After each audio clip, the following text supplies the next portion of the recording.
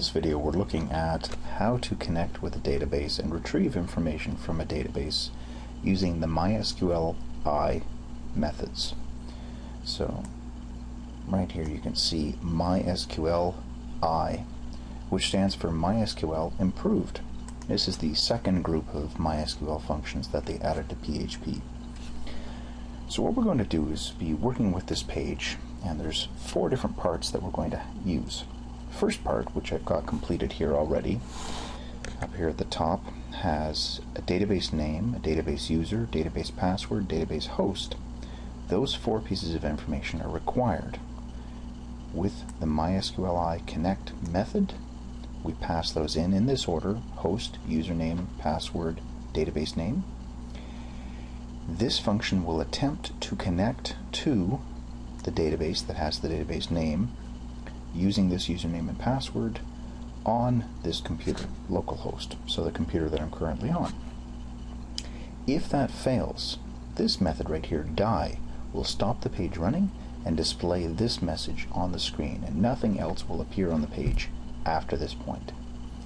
If it does work, this variable here, link, will contain the reference to this connection, which we can then use in parts 2 and 3.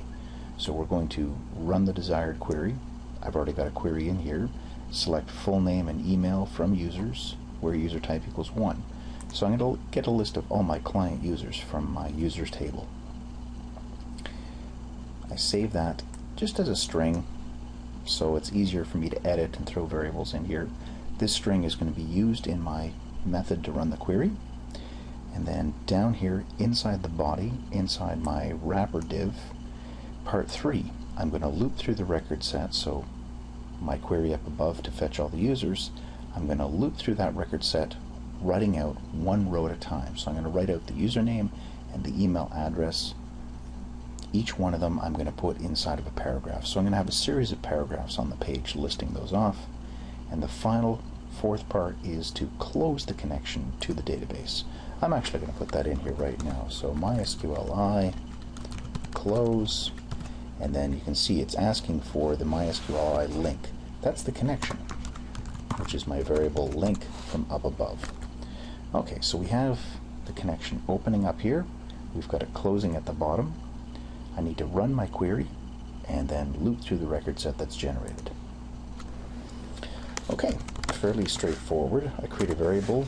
I'm going to use rs which stands for record set. I call the mysqli query method, and it takes, as you can see here, a minimum of 2 parameters. The first one is the link itself to the connection, and the second one is the SQL query we want to use, and that is the variable we already have here. So strsql. There we go. This is our query. This will actually connect to the database, send over this query, and the result that comes back from the database will be put into this variable right here, this rs variable. Now, down here inside the body, step 3, I check to see if that variable exists. If rs, we can also have an else and display error messages if we want. So I could have an echo paragraph tag, echo my closing paragraph tag, and then between we can write out mysqli error, and I just have to give it the connection. That will write out for me exactly what the message is, the error message. If you're used to using PHP myadmin to run your queries and experiment with the database, when you do something wrong, that error message that appears in red across the top of the page, that is what this mysqli error is. It's that message, that piece of information. Alright, so let's do the functioning one.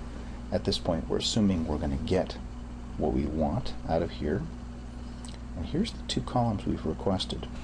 Full name and email. Those are my 2 columns. So each of those is going to be a variable inside of our array. Alright, so if rs, that means the query worked. We're going to do a while loop, kind of like a for loop. I'll space it out to make this easier to see. Inside the round brackets here, inside the parentheses for the while loop, what we do is we put in an operation that we want to attempt. If the operation works, it keeps looping. As soon as it fails, it stops looping, which is perfect for us because what we want to do is we want to read one row at a time out of the record set. The record set, you've seen it on the phpMyAdmin pages. It's just like a table of data, and we read one row at a time. We do this with the mysqli fetch assoc. It's going to be asking for our record set. There we go, like that. mysqli fetch assoc will read one row from the table, and it will convert that one row into an associative array. So now I have a variable called row, which is an associative array, and inside that there will be a column called full name, and there is also a column in here called email. Full name and email, those were the two things that we asked for up at the top here. Full name and email. Down here, full name and email. And these are case sensitive, so they have to be spelled exactly the same way as here. If I used some other alias, say for example I came in here and I said as fn, that's going to change my column name down here to fn. Again, case sensitive. Alright, so I have those values. I'm just going to comment those out for the moment. Now I'm going to write a paragraph tag and put both of these values inside there. So echo p, and then I will concatenate row fn, and then a space in between them, and then row email. There we go. Now I can be using up single or double quotation marks here. It's not going to make much of a difference.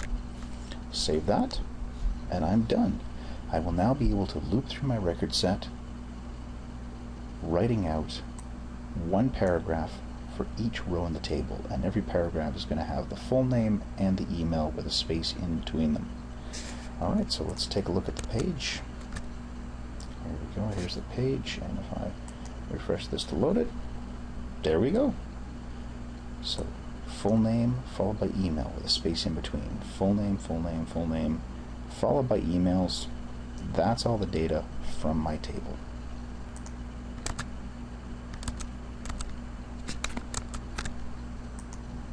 So just to recap, back in here, step 1, connect to the database.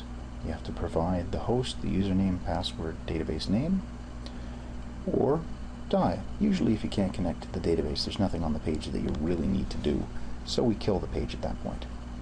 Step 2, write out your query and pass it through the mysqli query method. You will get back a record set, which you can then use down inside the page. If the record set is valid, we'll run this part of the code where we loop, and the associative array is generated one row at a time, put into this variable, which becomes an associative array, and we use our column names to write out the data. If it fails, if the record set fails, we can write out the mysqli error messages. Fourth and final step, make sure that you always close the connection. That's going to help out with database performance.